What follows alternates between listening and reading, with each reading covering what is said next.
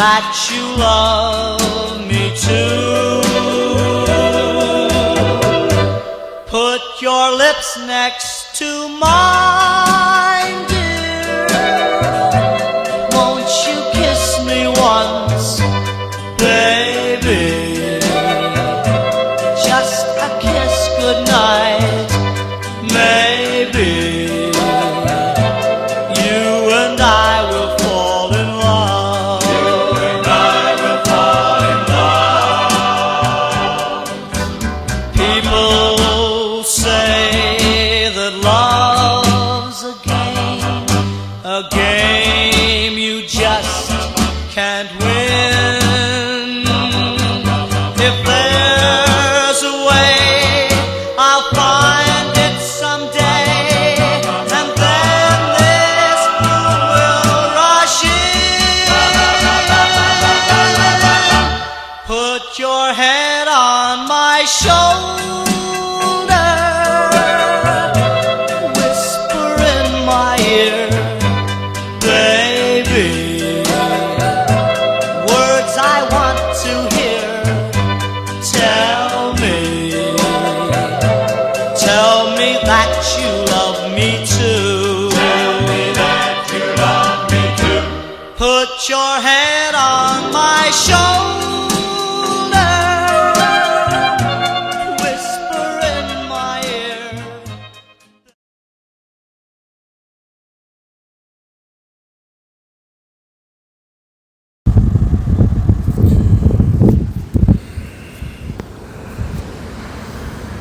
Hello, ladies and gentlemen. It is Emmanuel Isaiah Smith, your host. We are here in Miami-Dade County, Florida. Thank you for listening. Today's date is Tuesday, May 19th, 2026. The time is 12:07 p.m.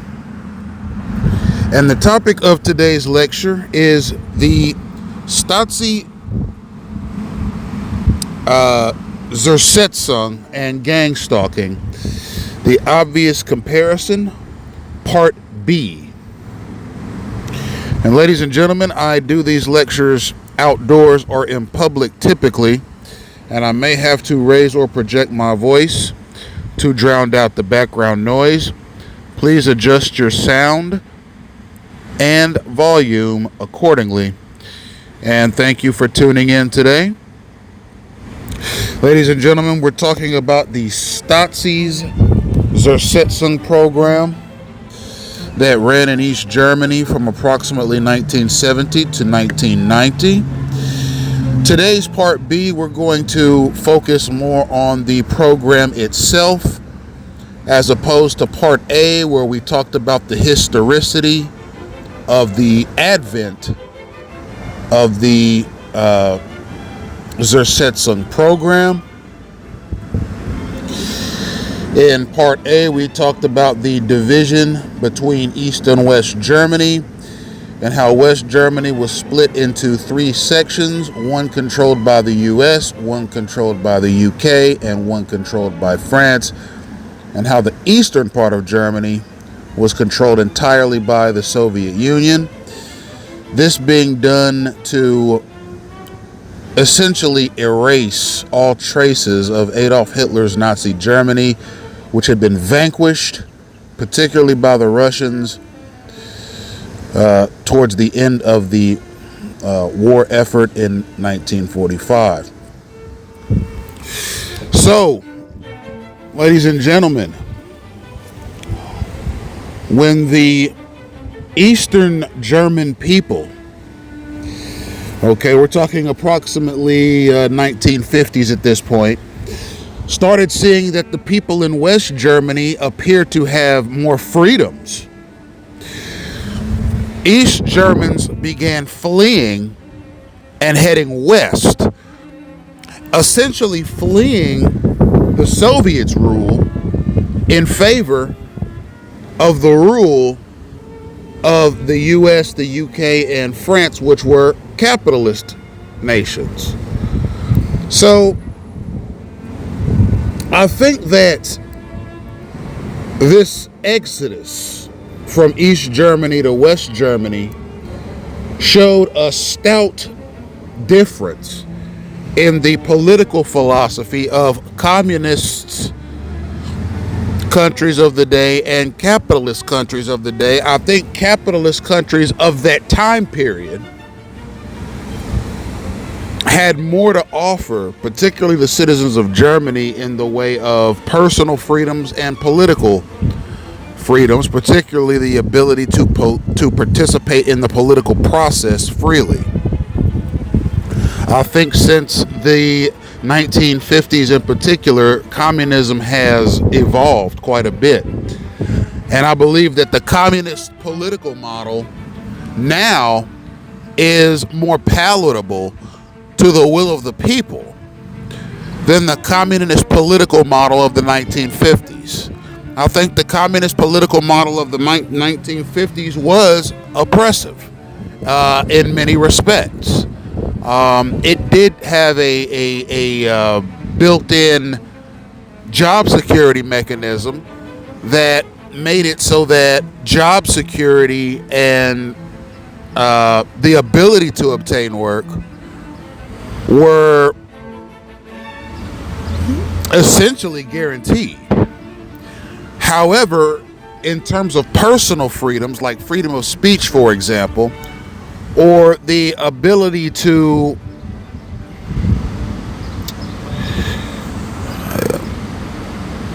feel sovereign as a citizen, those were areas that communist countries in the 1950s had problems in. So you had a mass exodus of East Germans to West Germany, because these East Germans who had been ruled by Soviet influences wanted to go west and live subject to capitalist political precepts in an attempt to secure more freedoms for themselves and for their families. Now, at some point, the German government, the East German government, grew weary and offended at this exodus, and the East German government, with the blessing and resources of the Soviets, put up a wall. It was called the Berlin Wall, and it split East Germany and West Germany directly in half. And this wall was essentially a fortress that prevented anyone from East Germany crossing over into West Germany, thereby forcing East Germans to stay, live, work, and pay taxes in East Germany. You see, the 3.5 million people that left East Germany to go to West Germany, not only were they no longer able to contribute to the East German labor market, but they were no longer able to contribute tax dollars either. So it was seen as a monumental loss of human capital and assets to allow this to go on any further.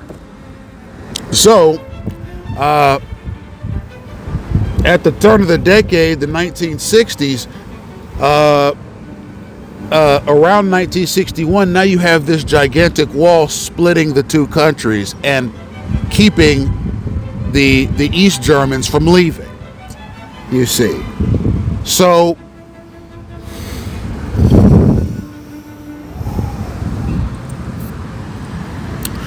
what we're going to do today is we're going to look more into what life was like in East Germany under the rule of the Soviets. And what we're going to look at is the Zersetzung, which is, in my estimation, an obvious progenitor to gangstalking, and the way that it disrupted, decomposed, and corroded the lives of the target citizens that it was leveled against. So what we're going to do is we're going to look at MFS Directive 1/76. This is basically a blueprint or a manual for how this Zersetzung program was to be implemented against East German citizens. Now, mind you, the kinds of people that found themselves in a Zersetzung campaign were the kinds of people that the East German government deemed as undesirable, subversive, or politically dissident. Okay? The East German government described these people as hostile negative, meaning that they detract from the success of the communist East German government rather than add to its success. And they were, the quality of their life was systematically dismantled by their fellow East German citizens through a series of covert subversions, disruptions, and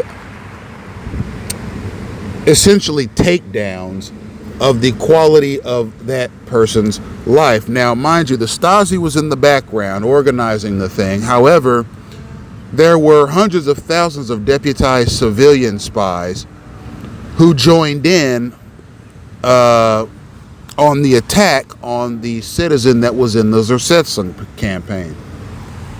And we're going to read some of the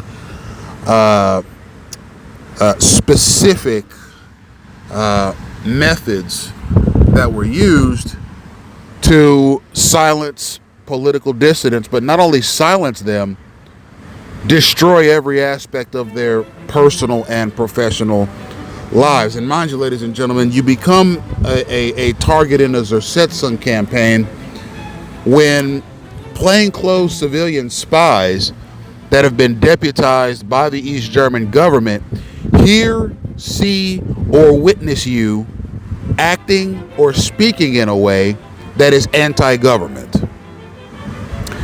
If it appears that you have the capacity or the ability to subvert the objectives, the overall mission, or the political ideologies of the East German government, you are subject to be placed in a Zersetzung campaign, which is essentially a gang-stalking campaign before gang-stalking became gang-stalking. I mean, this is obviously the progenitor.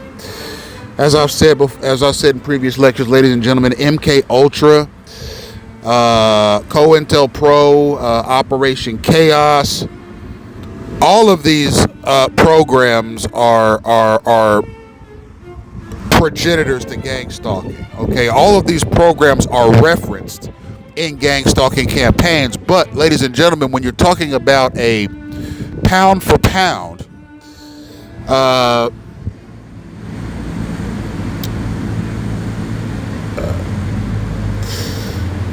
blueprint to the gang stalking mechanism, the Zersetzung takes the place, ladies and gentlemen. It even has a similar design to gang stalking. The design is to corrode or decompose the life of the target. So, what we're going to read right now, ladies and gentlemen, is we're going to read MFS Directive 1/76. As I said before, this is a manual, a procedural manual that participants in the Zersetzung program got to read. And this manual was given to Stasi officials that were participating in a Zersetzung campaign. And it was issued by Erich Milke, the Ministry for State Security, concerning the development and processing of an operational procedures specifically regarding subversion. And we're going to read excerpts of this directive. This directive was issued by the director, or rather the chief executive of the Stasi itself. Okay, the East German secret police, the head guy of that operation issued this directive, which was probably borrowed from parts of Adolf Hitler's Sicherheitsdienst, which was a subunit of the Nazi regime's Schutzstaffel. So, as I've said before, ladies and gentlemen, this program, the Zersetzung, is very likely a combination of Soviet subversion tactics that were used by the NKVD under Stalin and Nazi subversion tactics that were used by the Schutzstaffel under Adolf Hitler, combined into one subversion plot against political dissidents and persons that were deemed by the East German government to be hostile to the state. So this is the kinds of things that we would see. So this directive was issued in Berlin, Germany in January of 1976. It's from the Council of Ministers of the German Democratic Republic, Ministry for State Security, and it was issued by the minister himself, Mr. Milke. It's called Directive Number 1/76 for the development and processing of operational procedures. We're going to read from 2.6 and 2.6.1 sections of the directive. It says the application of decomposition measures, and then 261 is the objectives and areas the objectives and areas of application of decomposition measures. So what we have here is it says measures of subversion are to be directed at creating, exploiting, and reinforcing such contradictions or differences between hostile negative forces and by which they are fragmented, paralyzed, disorganized, isolated, and their hostile negative actions, including their effects, are prevented, significantly restricted, or completely suppressed.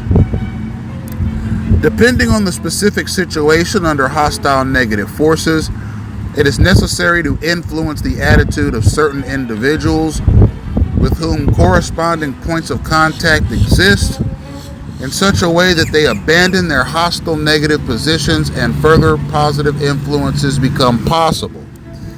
Subversion measures can be directed against groups and organizations, as well as against individuals, and can be applied as a relatively independent way of concluding operational processes or in connection with other types of closure.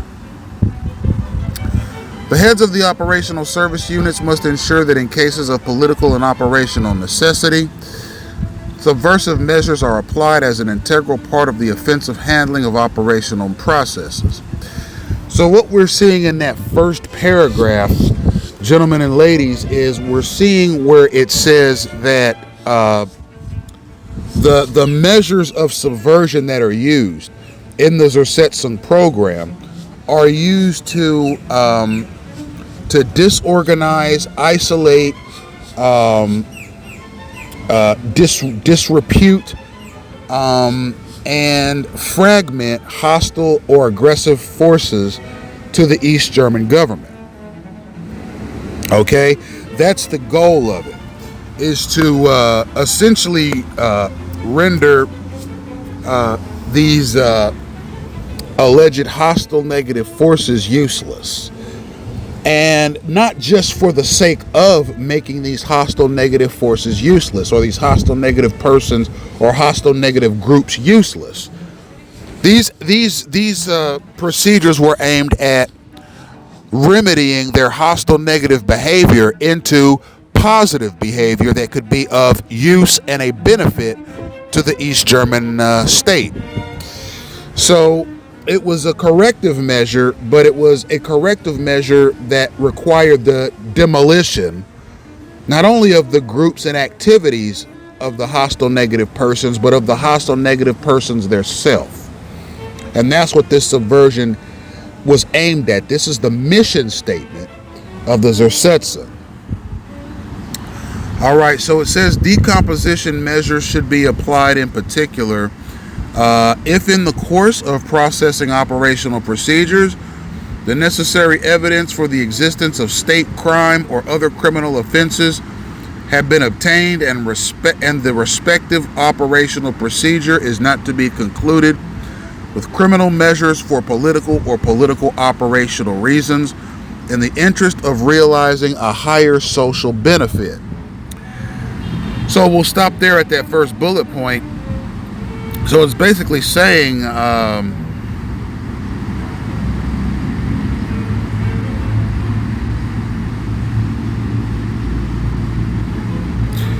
right, so as this program is being executed upon a person, if it comes to the point where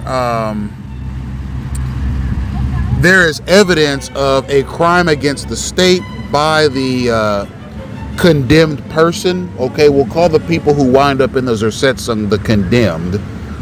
Okay, so the condemned person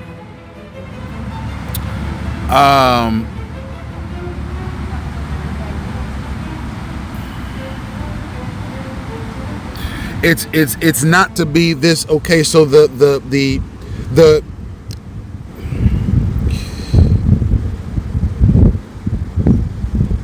existence or probability of said crime having been committed, okay, is not to interfere with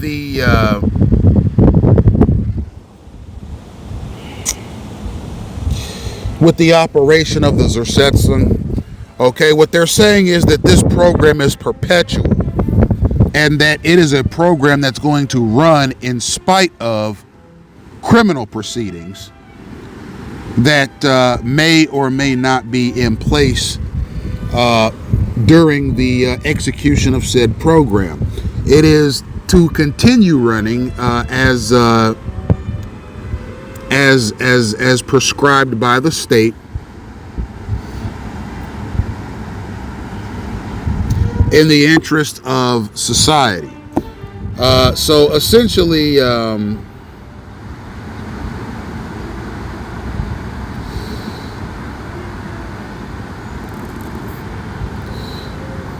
right. So essentially, the condemned is subject to compound punishment. Okay, the state punishments are not going to remove the Zersetzung punishment. The state punishment and the Zersetzung punishment are going to run concurrently. That's parallel to one another, rather than instead of one another. So you could be in double trouble if you are a condemned person. You could be under the dictates of the state. You could be punished by the state for said crimes, and you could continually and at the same time be punished via the Zersetzung decomposition mechanism at the same time, ladies and gentlemen. In connection, we'll continue with the next bullet point. In connection with the implementation of criminal measures, in particular to dismantle hostile groups and to restrict or present the mass effectiveness of hostile negative actors. So it's basically saying that the courts have a role to play in the assistance of the Stasi in halting hostile negative actions against the state. It says, for the effective preventative combating of anti-state activities and other hostile negative actions, such as, for example, to prevent the anti-state activities of negative groups, to limit the effectiveness of politically subversive views or harmful actions, against organizers and masterminds of anti-state activities in the area of operations, and against persons, groups of persons, and organizations from which activities aimed at spreading or intensifying political ideological subversion and other subversion measures against the GDR originate.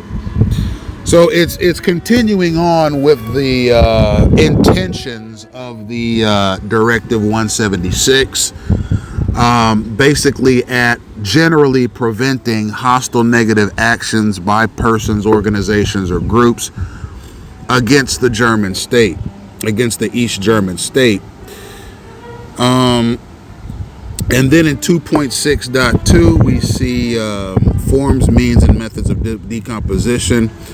It says the determination of the methods that to be implemented must be based on exact assessment of the results achieved in processing the respective operational processes in particular, and the approaches developed, as well as the individuality of the persons being processed and depending on the objective to be achieved in each case.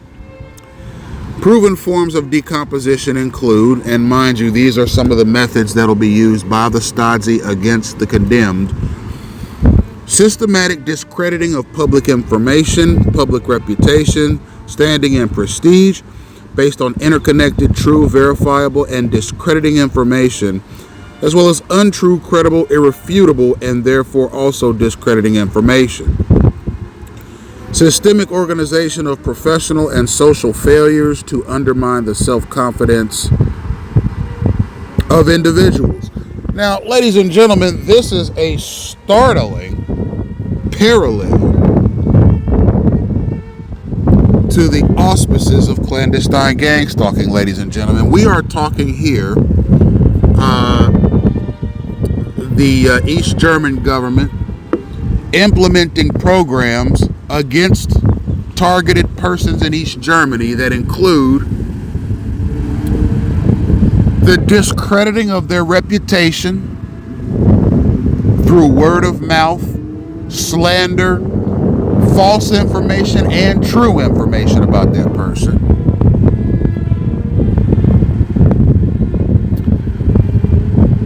And basically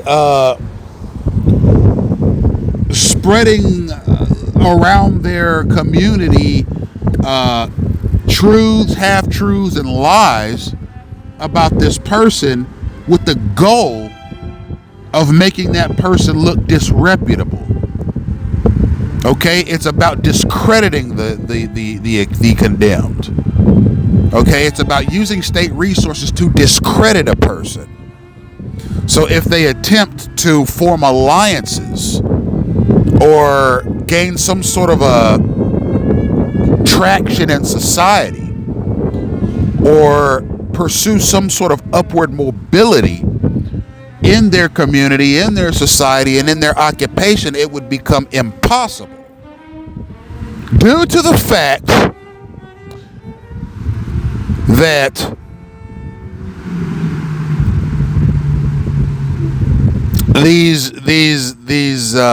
these persons who are condemned are seen as people whose lives, images, and reputations need to be broken by the state so that they can recreate that person into a state helper rather than a dissident voice against the state. Okay, it's about decomposing the person, first starting with their reputation and spreading all kinds of narratives, some true, some false, about this person throughout their community to as many people as possible, using an organized and synchronized mechanism so as to remove any credibility from that person that existed prior. That's step one. Then we're going to continue the purposeful undermining of their beliefs. Oh, I'm sorry, I skipped one. Okay, the systemic organization of professional and social failures to undermine the self-confidence of the individual. So that essentially means using plainclothes civilians, the Stasi regime, the Stasi organization, and the resources of the state generally to systematically destroy this person's career and their interpersonal relationships so as to diminish their self-confidence. Now, mind you, ladies and gentlemen, most people who were placed in this Stasi-run program, the Zersetzung, had no clue what was happening. Okay? There were some targeted persons in East Germany that came to the conclusion that the Stasi must be behind these catastrophes, but they didn't know for sure. But it had, who else was it going to be? The Stasi was the top and most powerful law enforcement an intelligence unit in the entire country of East Germany. You see. And they were very visible, but they also had a plainclothes unit, and they recruited civilian spies to assist them in their essentially dismantling of East German citizens. So that's something that you see in gang stalking. You see workplace mobbing to destroy the target's career.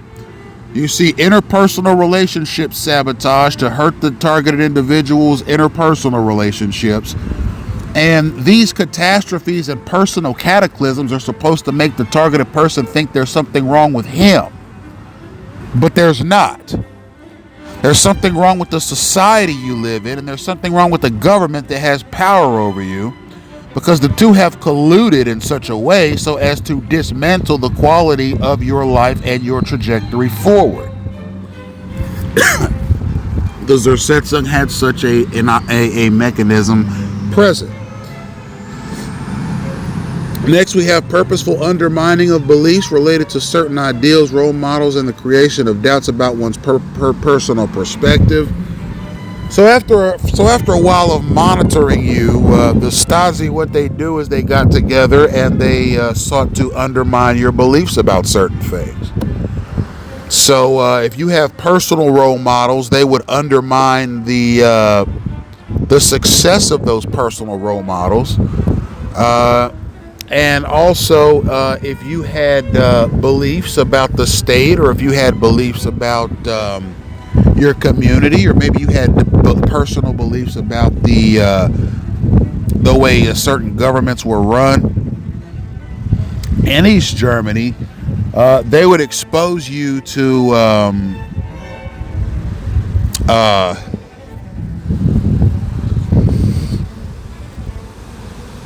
events that were aimed at changing your mind about said person, said government, said entity, or said personal belief. So there was a campaign aimed at undermining your beliefs. Now, it doesn't say here whether or not a person's religious beliefs were undermined, but I don't doubt that played into it as well.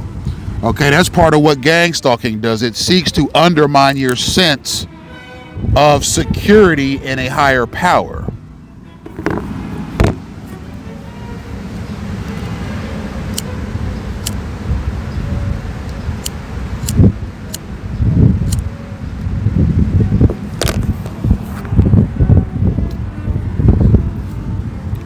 By making you eventually look up at God and say, what gives, or how could you let this happen, etc., etc. That's part of it. The part of it is to dismantle the target's personal beliefs as well as their sense of security in the world around them. Also creating mistrust and mutual suspicion within groups, factions, and organizations. So basically divide and conquer. If you have dissident groups and organizations, divide them and split them up.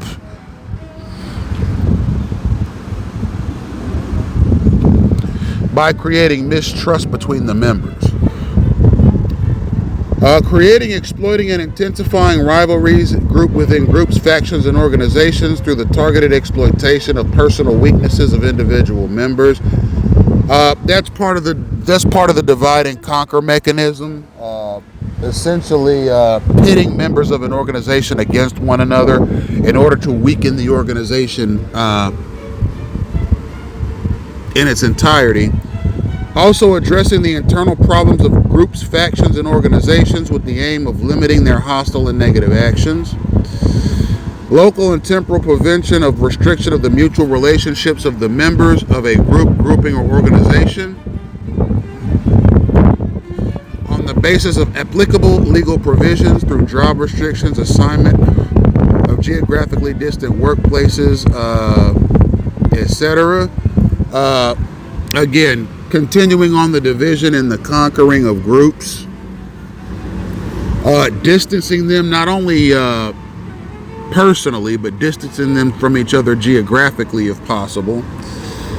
When carrying out decomposition measures, priority should be given to using reliable, proven IMs suitable for solving these tasks. So basically using the right people for the right situations in disrupting the condemned persons that have been placed in Zersetzung.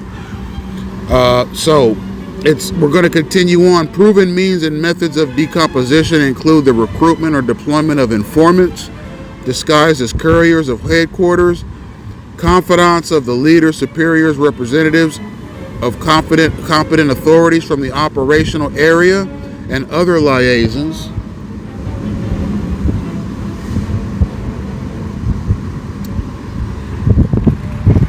So basically, the use of basically undetectable informants on the condemned persons and groups, so that their activities and their daily movements are constantly monitored and reported to interested parties in the Stasi police force.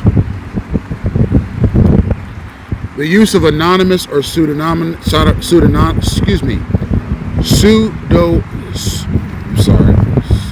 the use of anonymous and pseudonymous letters, telegrams, telephone calls, etc., compromising photos of actual or fabricated encounters. That means that the condemned persons or groups would receive letters from unknown sources that include threats, intimidation, and photos of that person,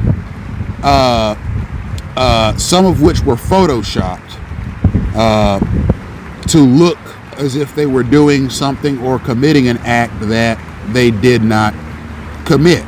So trying to criminalize the organizations and persons who are seen as hostile, negative towards the state, using essentially blackmail techniques.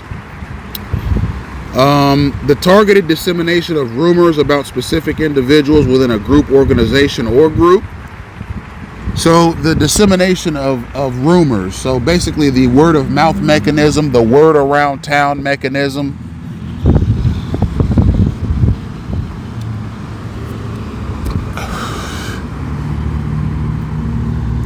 To essentially discredit the person and ruin their reputation in their community.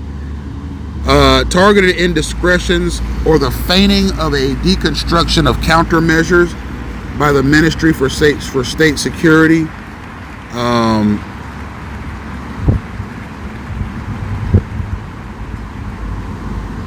So basically the Stasi was going to basically take discretions. I mean, there was really no limit to the intrusions that the Stasi agents were able to take against the target. There was simply no limit to what they couldn't do. And also faking the deconstruction of countermeasures. So basically trying to make it look as if the state is not involved and that this is just bad luck that the person is experiencing. The summons of persons to government offices or social organizations with credible or implausible justification.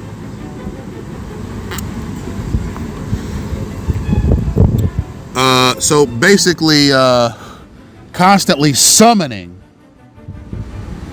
the condemned person to state houses and courtrooms for matters that the person may or may not be aware of.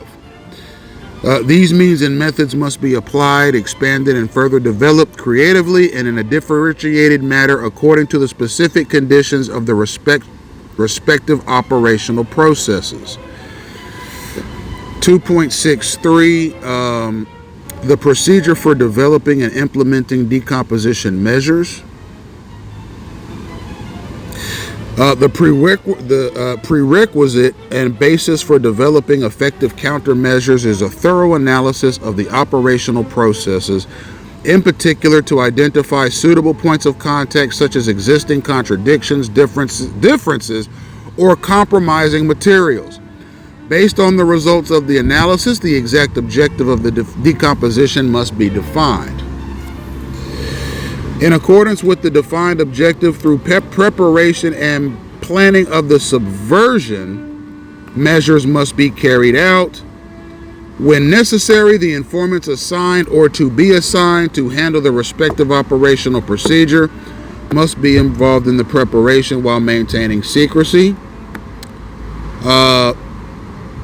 So the goal is to fully compromise the organizations or people that have been placed in the Zersetzung while maintaining secrecy. They don't want the person to know right away that it's the Stasi that's doing this to them. That's something that they had to figure out themselves.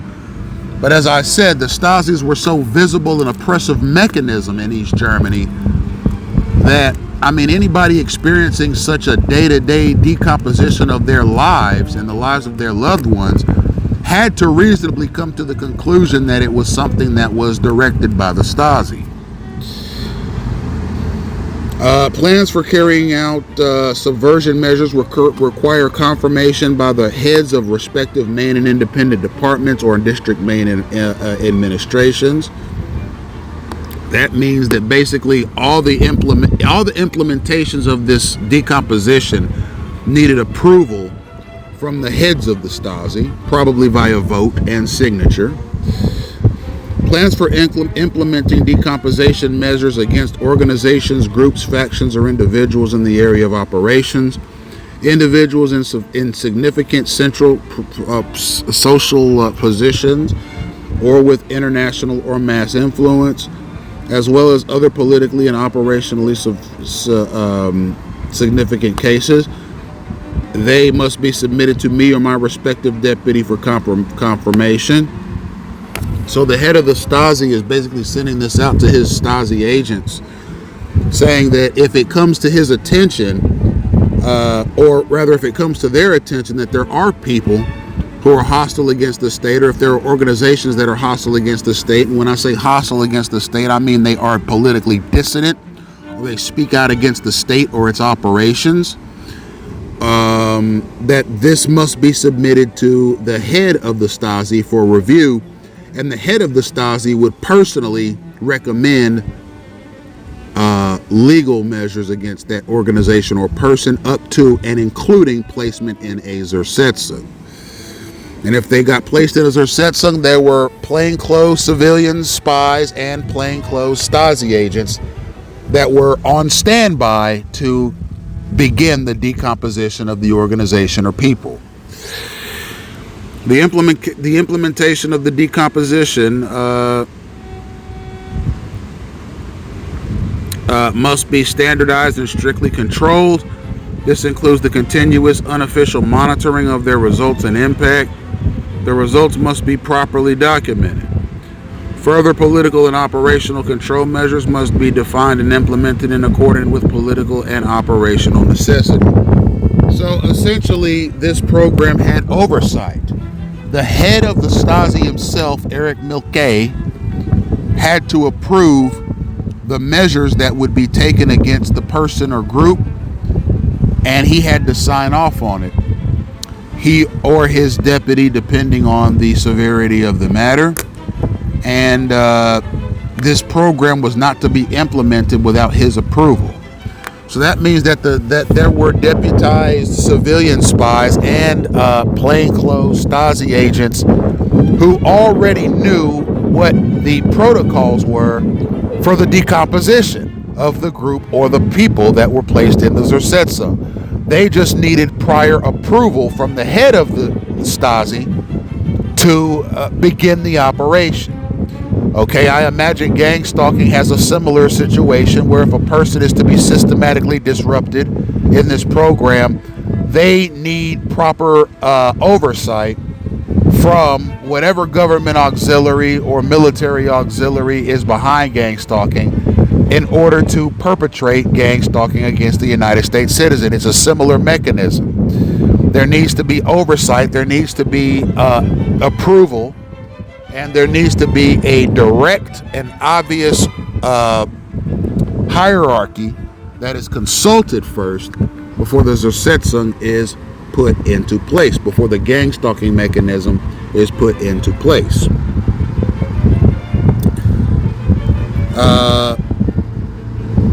And it's got to be controlled. It's got to be it's got to be properly. The measures have to be properly defined.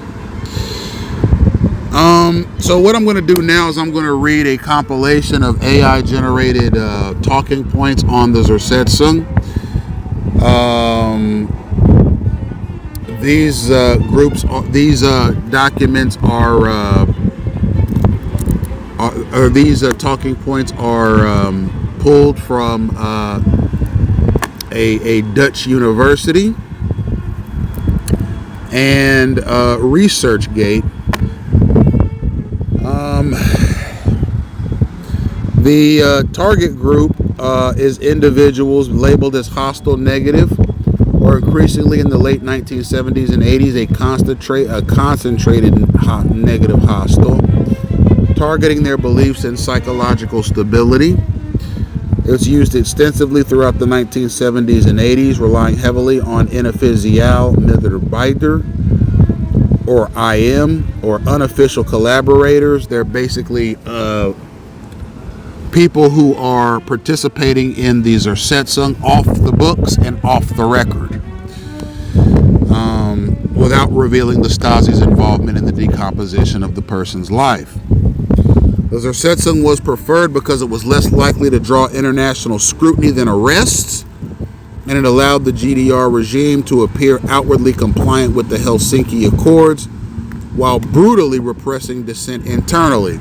So the Zersetzung was basically a covert, hidden, and secret way of brutally destroying the life of a person that was deemed as too politically dissident or concentrated hostile negative to the state. And the reason it was chosen is because it allowed the East German government to continually persecute political dissidents without arresting them, without bringing the attention to the international community. Because no doubt, if you were placed in a disruption or a decomposition campaign against your life by the state,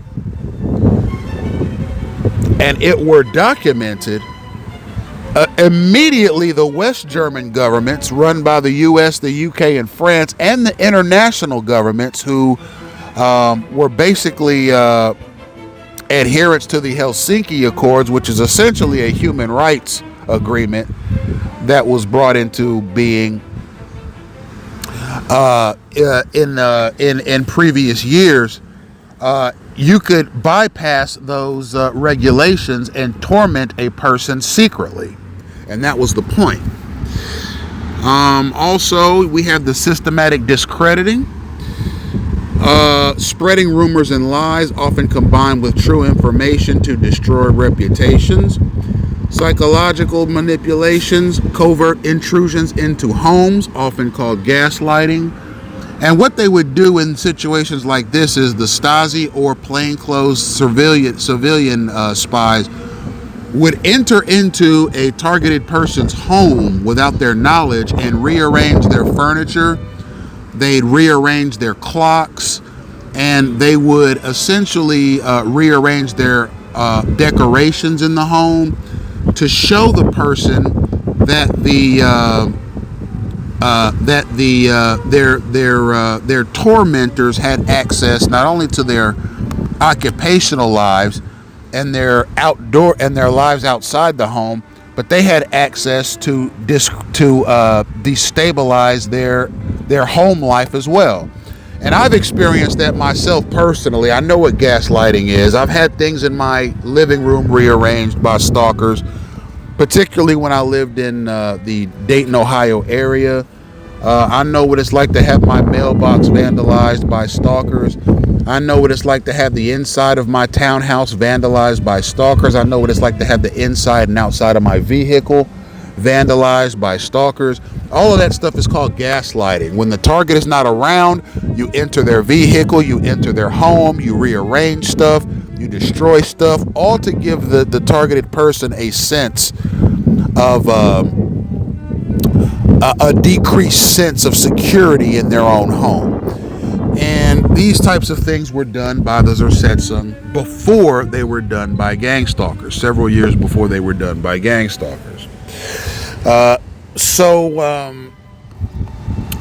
Career and social sabotage, the engineering of professional failure, ruining reputations in the workplace, and forcing geographic or social isolation.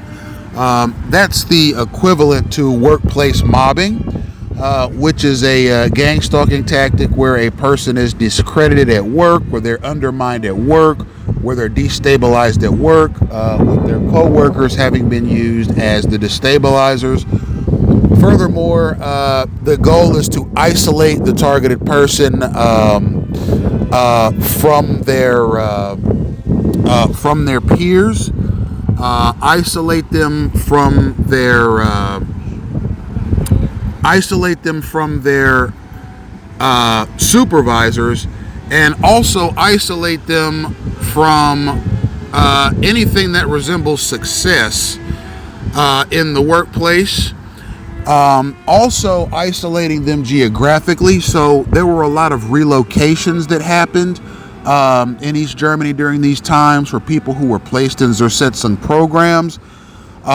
They would be working in a particular office in a particular area, and at some point they would be relocated by their boss or supervisor to another office in another area, so as to isolate them from their co-workers. So it was a combination of discrediting them at work, but also isolating them at work in such a way so as to destabilize their work performance, destabilize or rather limit the recognition that they could get from their occupation, and also to destabilize their sense of job security by moving them all around and making it so that they could be relocated or transferred to another office at any given point in time.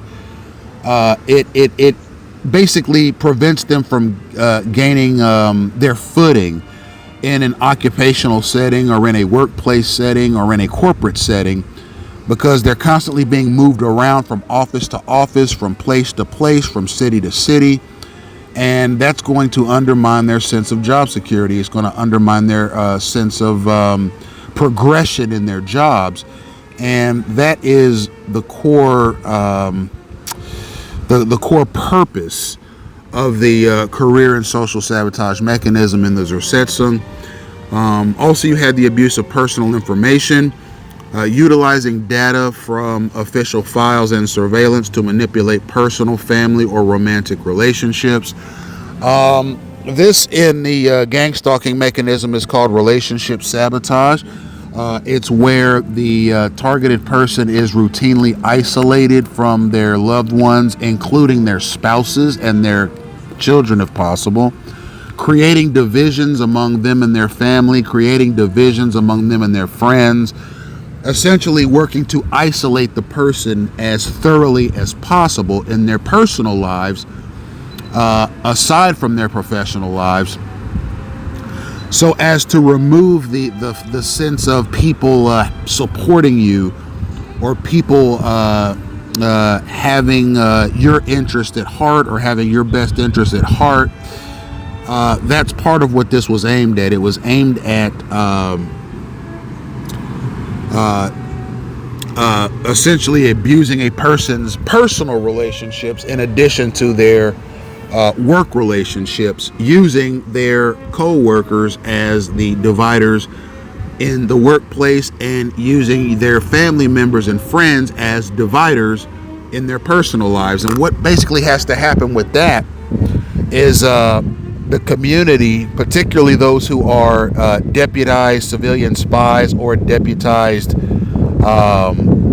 saboteurs who are Stasi agents, they basically work to turn people in your life against you through word of mouth and through staged events, so that the targeted person, the person who is in the Zersetzung program, has no support system. They have no support system in their personal life. They have no support system in their work life. They have no support system anywhere, and they are increasingly isolated by the people that they would otherwise be aligned with or allied to or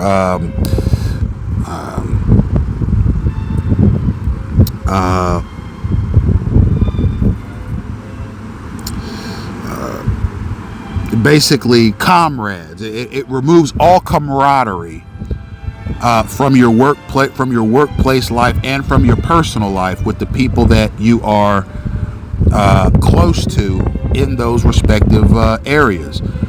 And by removing the camaraderie and basically turning your coworkers and then your family members against you, it creates an atmosphere of isolation and an atmosphere of uncertainty about your future. And that's the point. The point is to isolate you occupationally. The point is to isolate you personally by turning your coworkers against you in the workplace and turning your family or friends against you in your personal life, creating divisions and isolations. So the targeted groups were people that were labeled as hostile negative particularly by undercover Stasi agents who observe your movements, who observe your words, who observe your daily patterns, and determine that you are hostile to the state. They then send your information and your vital statistics and your political dissident information or your political dissident actions to the head of the Stasi, who determines whether or not to put you in a Zersetzung or not. And utilizing data from official files and surveillance to manipulate personal, family, or romantic relationships. So a person's beliefs were targeted and their psychological stability were targeted. The implementation, it was used extensively throughout the 70s and 80s in particular, relying heavily on inoffiziell Mitarbeiter, which are called IMs or unofficial collaborators, which are basically plainclothes civilian spies and disruptors, to perform the harassment without revealing the Stasi's involvement.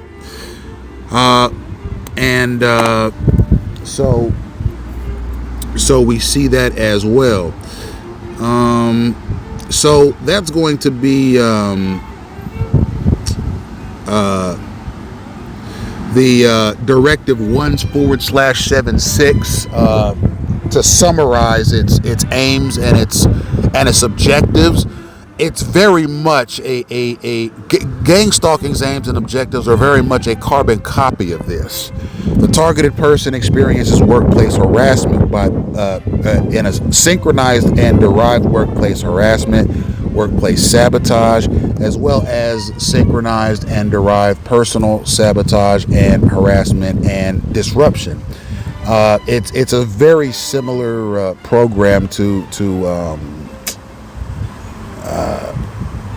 this Zersetzung, and we see the workplace mobbing and the career sabotage element and the personal disruption element in gang stalking and in the Stasi's Zersetzung. Now, the reason that we know about Directive 1/76 or the Stasi Zersetzung at all is because millions of pages of documents related to the Zersetzung were recovered after the fall of the Berlin Wall. Okay, these documents that were held in the Stasi's offices was not destroyed when the Berlin Wall came tumbling down. Okay, so government workers, government officials, other government agents were able to observe these documents and put everything together in a sense of, or rather under the banner of exposition. Because once this program was found out, it needed to be documented and it needed to be explained to the German people so that they could get some semblance of having progressed, you see. When Germany became unified,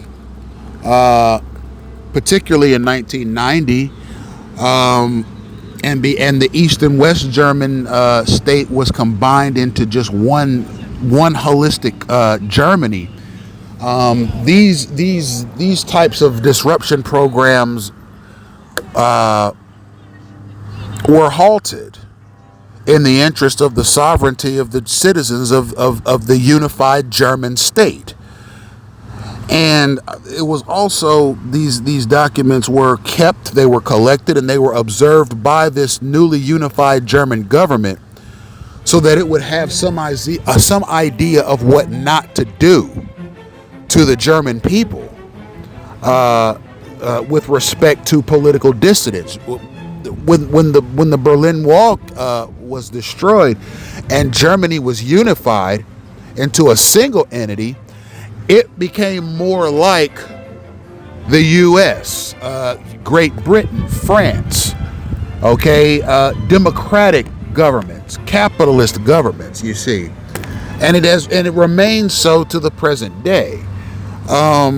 So programs like the Zersetzung and Directive 1/76, all of these documents that were found in the Stasi offices concerning how it was run were seized and analyzed by the government of the newly unified Germany so that they could have some idea as to how to move Germany forward democratically and without such imposing or deleterious products such as the Zersetzung. So what we're going to do is we're going to look at some general documents on Zersetzung. These are documents that I pulled from Google's artificial intelligence module, and they are from Wikipedia and another 5 websites which have been condensed, and also from a website run by a person named Max Hertzberg. I suppose he's a freelance journalist, and 2 additional websites, all of which were condensed into paragraphs. Basically it says here that the Zersetzung was a sinister, covert, psychological warfare technique used by East German Stasi secret police from 1970 to 1989. It was aimed to systematically destroy the mental health, reputation, and social relationships of perceived political dissidents and enemies of the state, using subtle harassment, gaslighting, and sabotage rather than overt violence. The Stasi sought to make victims doubt their sanity and cease their political activities without realizing they were being targeted by the state. The key aspects and tactics of Zersetzung was which had a goal of switching off individuals and groups by breaking their will and causing them to burn out, suffer mental breakdowns, or become socially isolated. We got psychological manipulation. The Stasi conducted covert actions designed to make targets feel paranoid or mentally unstable. Examples included entering homes to secretly move furniture, altering the time on alarm clocks, changing channel settings on televisions, or stealing small personal items. We had social sabotage with the secret police, often working through unofficial collaborators, spreading rumors, slander, and compromising misinformation to destroy personal relationships and professional careers. You had administrative and professional harassment. The Stasi would do engineering job losses, damage cars, sabotage bicycles, or cancel appointments that a person had. Systematic surveillance included intense surveillance being a foundation of Zersetzung, allowing agents to gather personal data, medical records, photos to use against the target. The purpose and origin was preventative repression, designed to stop political opposition before it could form.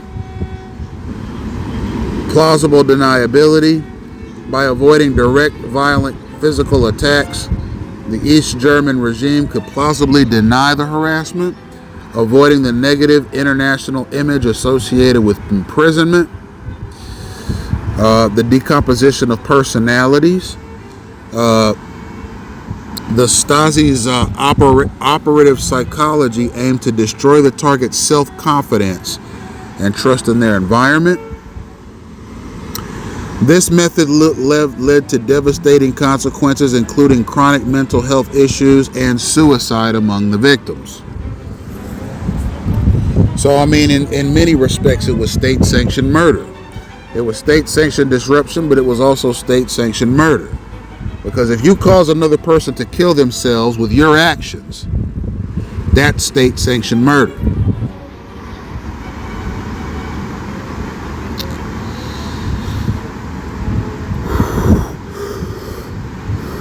All right, I'm going to read a piece of this Wikipedia article that I pulled up here. Zersetzung methods were designed to break down, undermine, and paralyze people behind a facade of social normity in a form of silent repression. So it was meant to look as if this was just the new society. This was just the new East German society. It's just the way society is here, right? The systematic disruption, the break-ins, the gaslighting, the thefts, the manipulation, the workplace sabotage, the social engineering, the social relationship destruction. It was all presented to the target as just normal activity that was happening in society. But instead, it was actually an elaborate scheme, an elaborate plot, an elaborate theater, an elaborate production that was put together by the Stasi to break down the lives of political dissidents and people that it saw as negative to the state. People were commonly targeted on a preemptive basis. That means that people were sometimes targeted or placed in a Zersetzung program without having done anything wrong, but to stop them from doing something wrong in the future if they showed a tendency to do the wrong thing. It was abuse of control. It was psychological manipulation. It was counter-espionage. It was a lot of things.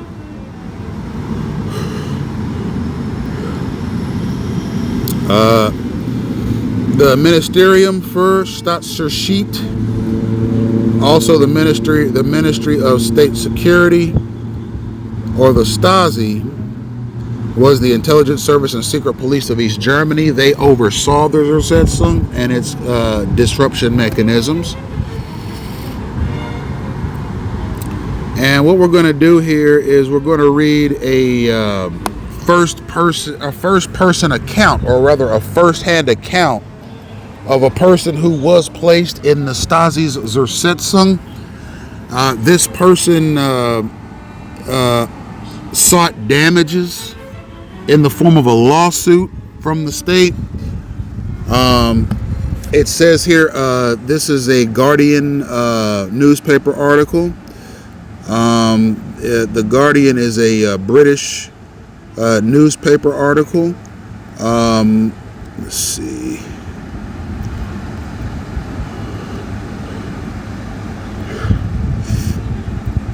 The date on this article is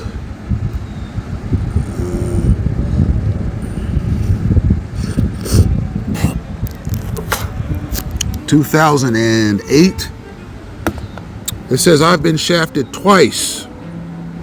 Stasi victims and their quest for compensation. Systematic, and the subtitle says, systematic degradation by state police, resulting in lost careers and poor mental health. It has been hard to prove for many seeking recompense. So essentially what's being said here is that this person who is the subject of this newspaper article is seeking compensation for what the Stasi of East Germany did to her. But she's having a problem suing East Germany. Why? Because it's hard to prove.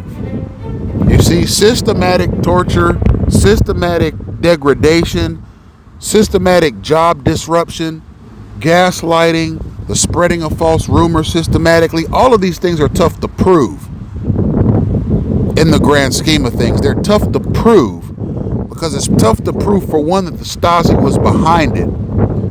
And also, the actions themselves are tough to prove, and that's by design.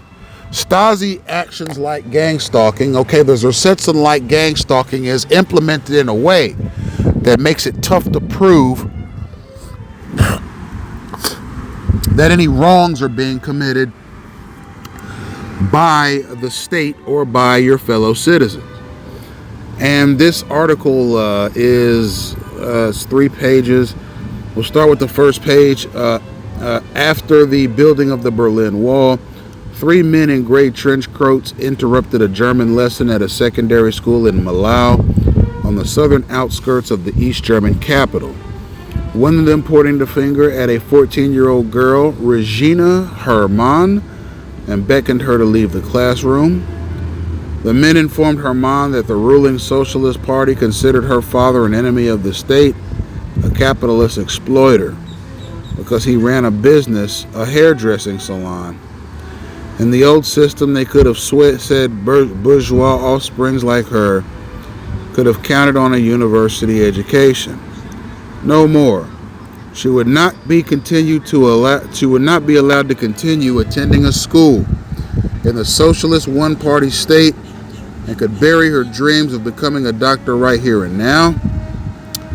In the coming months and years, Hermann often had the feeling she was being followed. Men were always on her heels, she recalls. Like a shadow in her town, there were suddenly rumors that she was a flichen, an easy girl. Working at her father's salon, men would make lewd comments about her or touch her inappropriately. Twice at a fun fair and on a night bus, men tried to rape her. So here's what happened with this woman, Regina Hermann. So she became a target by the East German state because her father was a target by the East German state. Okay? There was a time when she was 14 years old, probably a freshman in high school, when 3 men who were affiliated with the East German Stasi walked into her classroom and pointed her out in front of all her classmates that her father was a political dissident and a person who was negative towards the East German state. So not only was that embarrassing for her, but it stigmatized her in front of her classmates and in front of her teachers. Now she is a pariah in her school because of her father's actions, and she was placed in a Zersetzung just like her father was. And her father was a businessman in East Germany. He owned a hairdressing salon. And at some point, people in her father's hairdressing salon started spreading rumors about the daughter, saying that she was essentially a teenage slut. And because of that, she experienced harassment from men around town. Okay? And that was a part of the degradation of this man's daughter. Because keep in mind, when you get placed in a Zersetzung in East Germany, it's not just you who they go after. They go after your family too. If they don't try to split your family up, they'll try to destroy your family from the outside. And this is the state we're talking here. Okay, this is the Stasi, which is an auxiliary of the state. If they can't destroy you, they'll destroy. Well, if they can't destroy you physically, they'll destroy you reputation. Okay, and this man's daughter was routinely attacked in her community because of false rumors being spread about her by the Stasi in an operational fashion, that she was an easy girl to sleep with.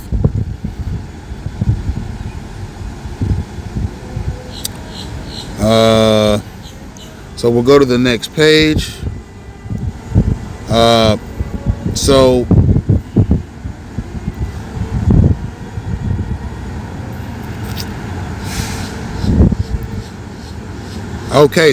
in the coming months and years, she experienced this psychological harassment by the state.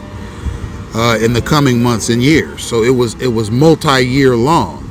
This targeted harassment campaign. It was meant at breaking the whole family down. They wanted to break down this girl's father, and they wanted to break her down too.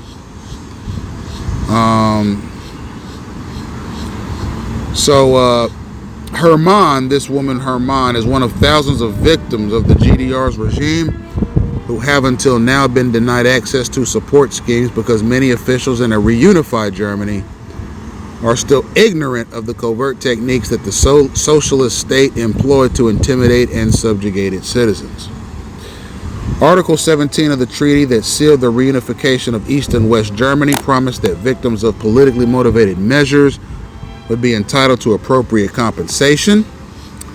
But whenever Herman has tried to find legal ways to access such funds, her applications were dismissed for lack of... Excuse me, ladies and gentlemen, I need a sip of lemonade. 1 second, please.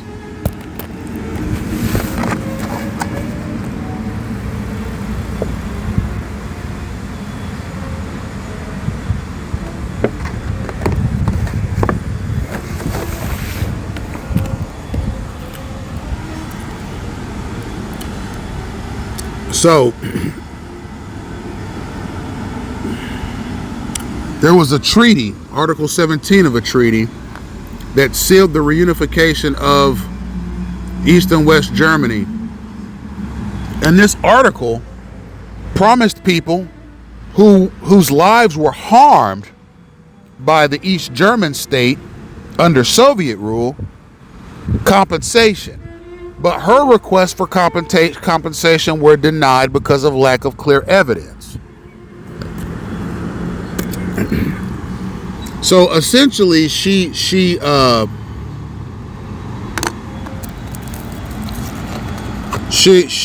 was denied compensation for the Zersetzung program because she had a problem proving it in a court of law that she was the target of the Zersetzung. And this is a true story. I'm reading right from an article that's based on a real person.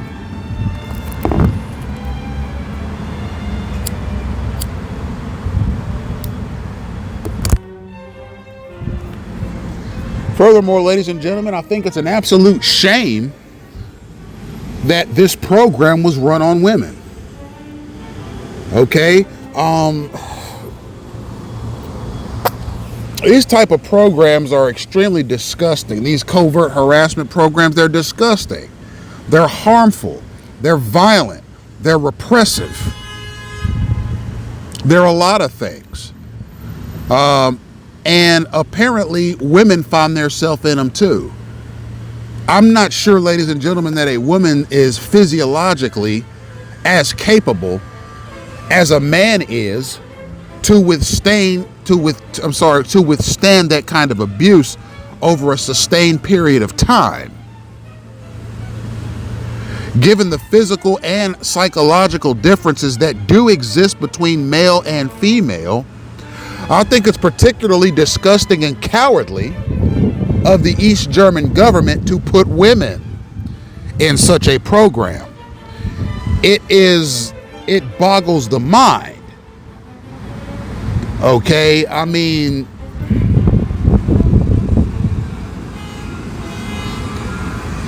do you want to put a woman in a targeted campaign that's meant to destroy her life from the inside out?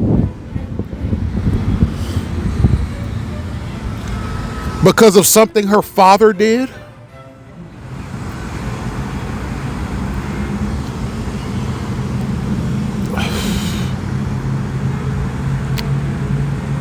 But she withstood it, ladies and gentlemen. She survived. And decades later, she wanted her compensation. But she's having trouble finding it because the state, the federal government of Germany, is saying she lacks evidence that she really went through this. And that's by design. Gang stalking is the same way. It's difficult for a targeted person to prove what they're experiencing if they don't have a camera on them 24 hours a day. Then you could start pointing out the signaling mechanisms and the disruption mechanisms and the various acts of disgusting thuggery that a targeted individual has to endure on a daily basis. So in my situation, ladies and gentlemen, I've documented a few live instances. They're on YouTube and in my Google Drive account. But I prefer to talk about it because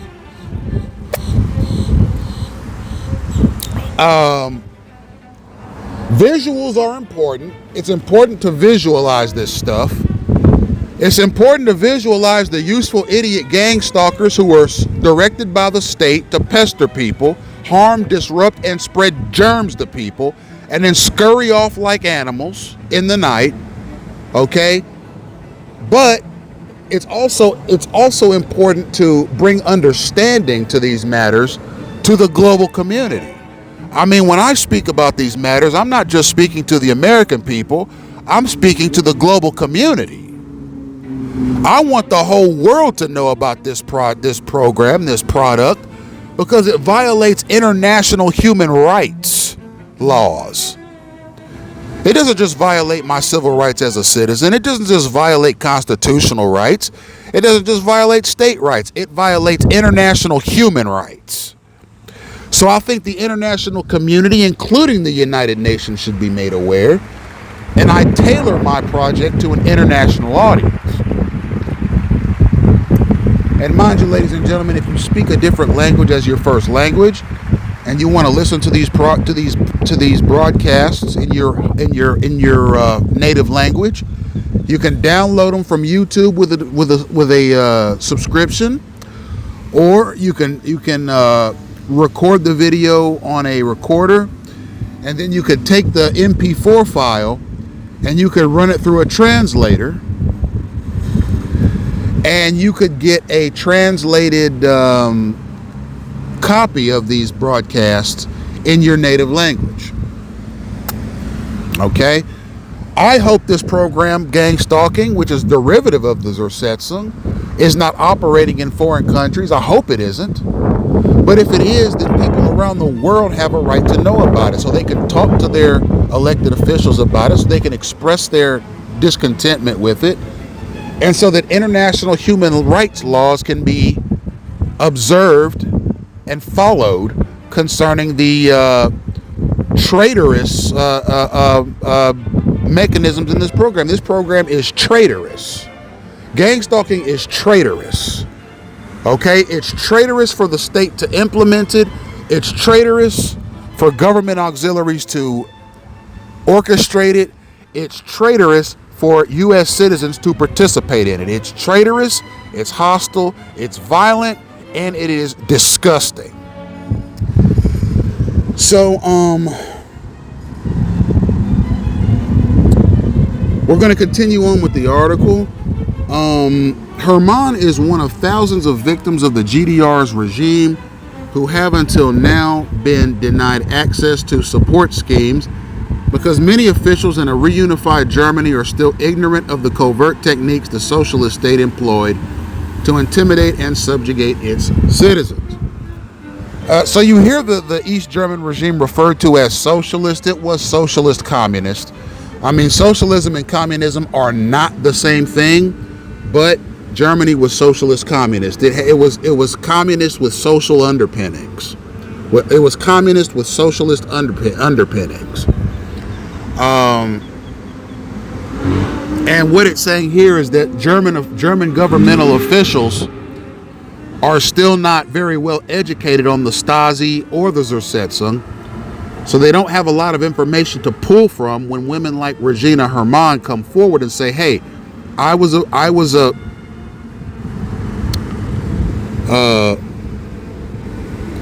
victim.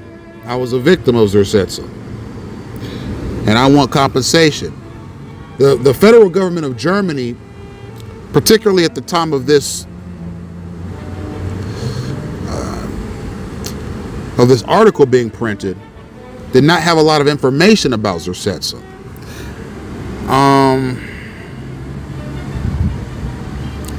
So she presently lived in Frankfurt.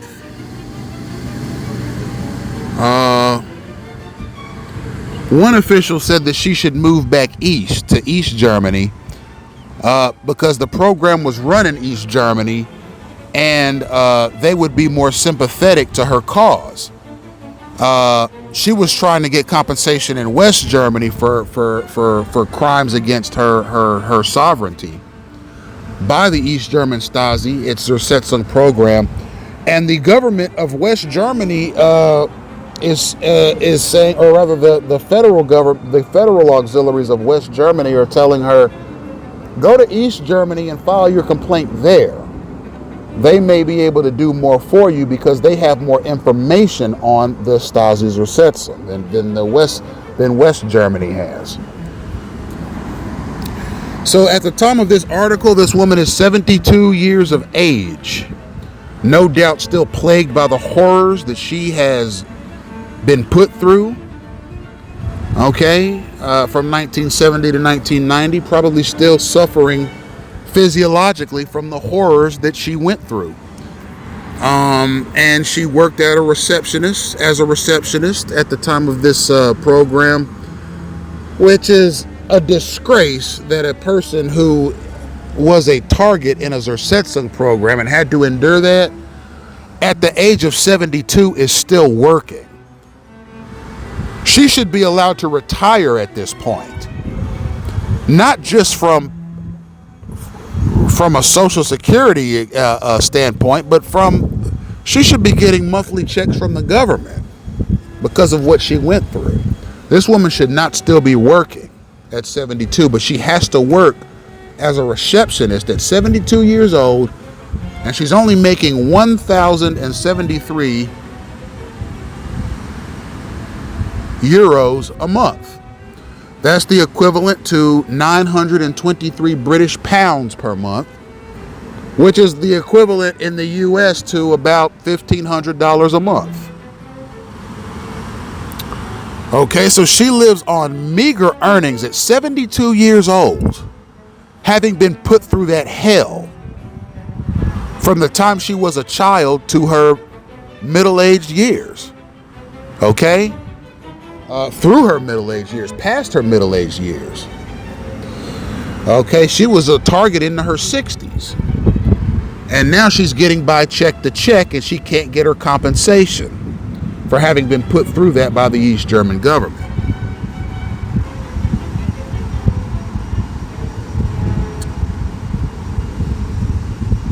Or rather, let me rephrase that.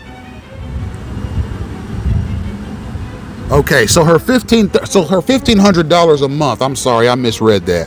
Her $1,500 a month is not from her job as a receptionist. Her $1,500 a month is her pension, her retirement pension. But her retirement pension is not enough to sustain her life. So in addition to her $1,500 retirement pension, she has to work as a receptionist to supplement that $1,500 a month at 72 years of age. That is a travesty, ladies and gentlemen. She should have been compensated by the East German government for her penalties, for the inconvenience that she had to go through and the horrors that she had to go through. She should be able to retire comfortably with a settlement from the German government. She's entitled to that.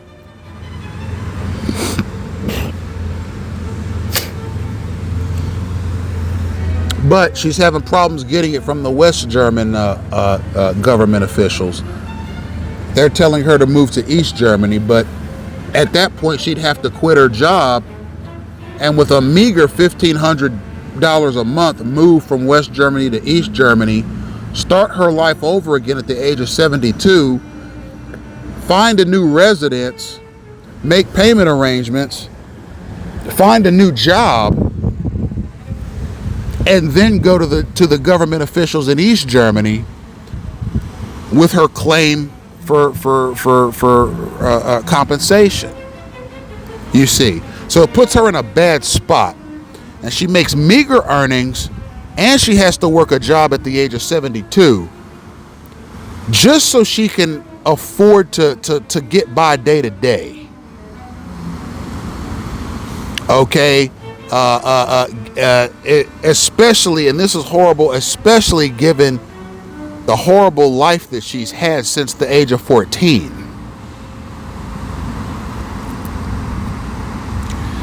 Because of the Stasi Zersetzung that was leveled against her and her father.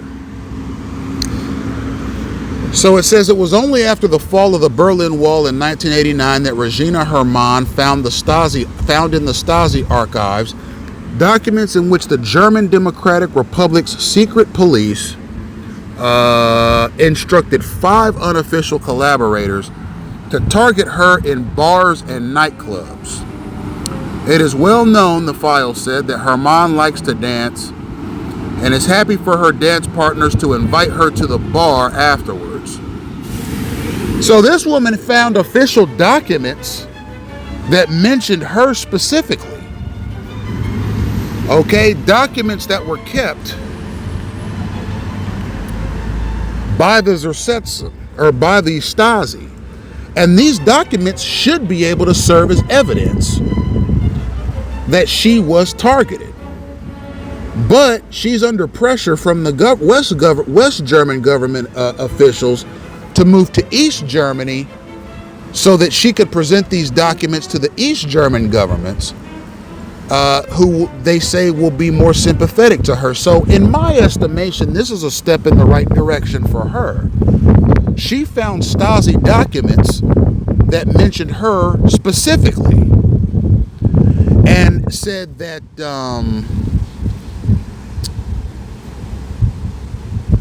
that she was targeted in bars and nightclubs that she liked to frequent as a young woman. It doesn't necessarily say she was looking for intimate romance partners to take home. A lot of people frequent bars or nightclubs or dance halls, etc., for leisure and recreation. But this particular document is showing that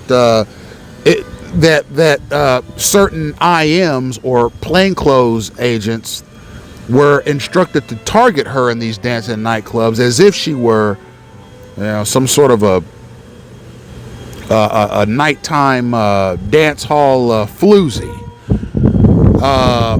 which she was not. But she was. But the as a part of her targeted campaign, she was targeted by men as if she were one, and this probably hurt the overall quality of her life, because she's not able to enjoy herself at bars and nightclubs because she's continually targeted by men there.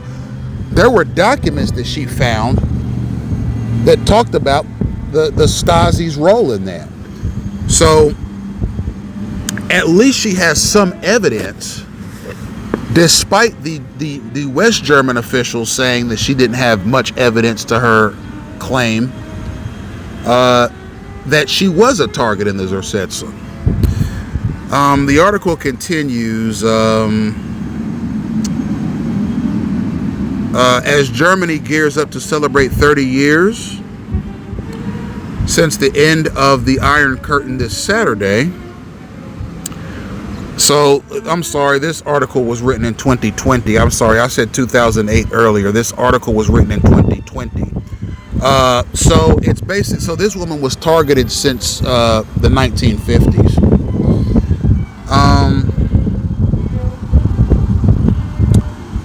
Hermann is one of thousands of victims of the GDR's regime who have until now been denied access to support schemes because many officials in the reunified Germany are still ignorant of the covert mechanisms that people like Regina experienced.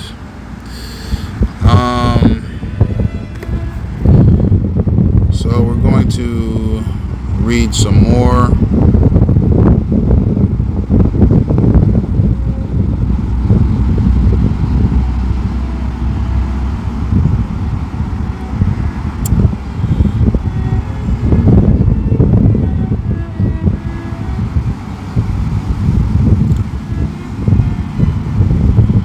All right, so we're going to look at some key facts here. The The Stasi used pervasive surveillance, including 91,000 full-time staff and 174,000 unofficial collaborators. So that's about 265,000 people. And this 265,000 people was a vast network of spies that worked for the East German Stasi to perpetrate harassment campaigns against people. Beyond arrests and torture, the Stasi perfected Zersetzung, a form of psychological manipulation, intimidation, and harassment designed to destroy people's career and mental health. It was developed after the 1953 German uprising, which was basically an uprising of political dissidents in East Germany that were dissatisfied with the quality of their lives. This Zersetzung was aimed at crushing political dissent, while protecting the interest of the state.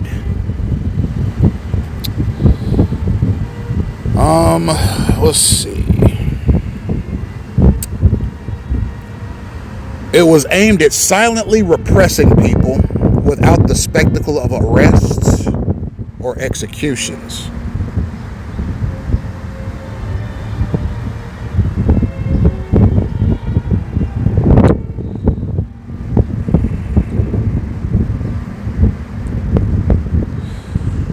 The International Rehabilitation Council for Torture Victims says that there are between 300,000 and 500,000 victims of the Stasi's use of Zersetzung, direct physical torture, and gross human rights violations. So that's up to 500,000 people that have been affected by this. 500,000 Germans.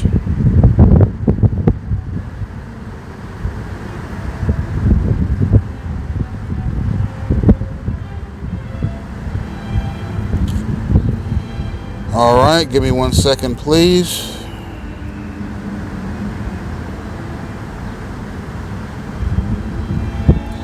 And people were dissatisfied with East Germany because it gave you high employment rates, but limited freedom of speech, limited ability to travel. There were a lot of economic shortages, and there was a very repressive police regime under the Stasi. So that was one of the reasons why the East German people revolted in 1953. And it was also one of the reasons that the East German people fled East Germany from 1953 to 1960 to the tune of about 3.5 million people having fled East Germany to go to West Germany for better freedoms under the US, UK, and France.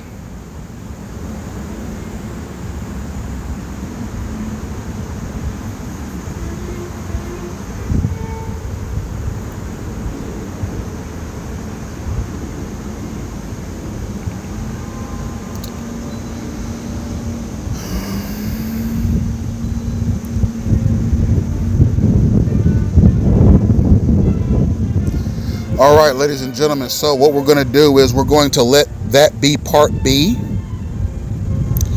And I'm going to come back tomorrow with part C of the Stasi's Zersetzung and Gangstalking, the obvious comparison. And in part C, we will wrap it up. We will read from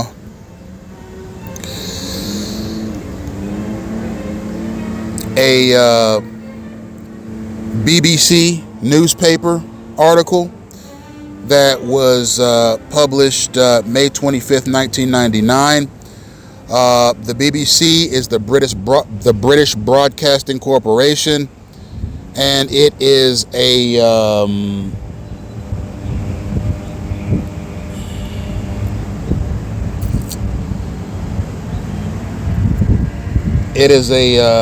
internationally renowned newspaper. This article is an online article published by the BBC, and we're going to read from it. It's It's about political dissidents in East Germany that says that the Stasi gave them cancer through the Zersetzung as a punishment to them. So it gives sort of a breakdown as to why these people believe that the Stasi Zersetzung gave them cancer. We're going to read from that article. Tomorrow also, we're going to read from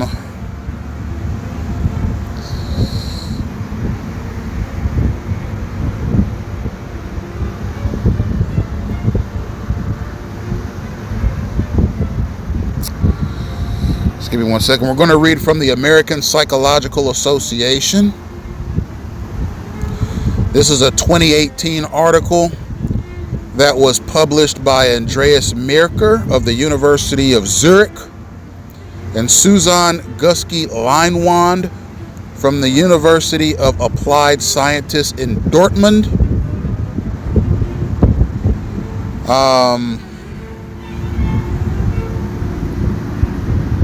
So I suppose these are Swiss colleges who have staff and faculty in the Department of Psychology at those colleges that got together and did an article back in 2018 from for a psychology journal called International Perspectives in Psychology, Research, Practice, and Consultation. This is volume 7, issue number 2.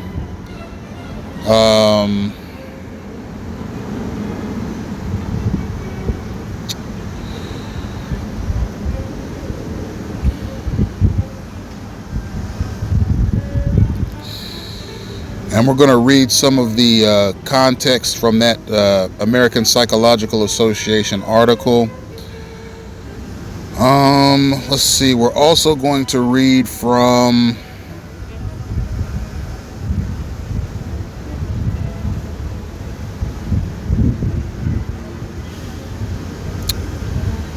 the Insight Intelligence Group, which is a corporate investigations and risk management company.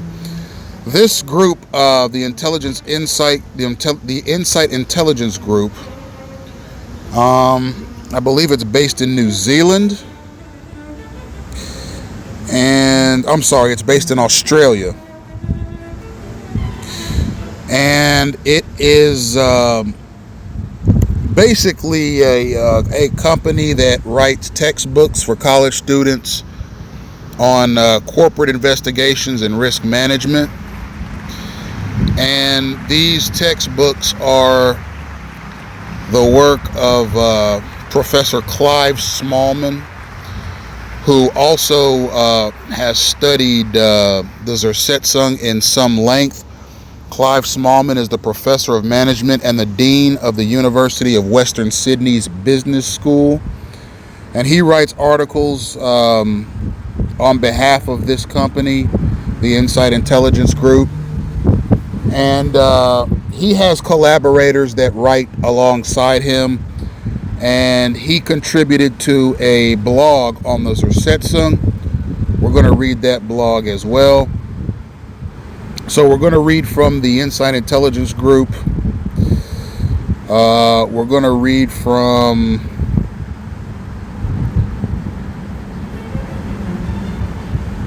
and that's Professor Clive Smallman. We're also going to read from the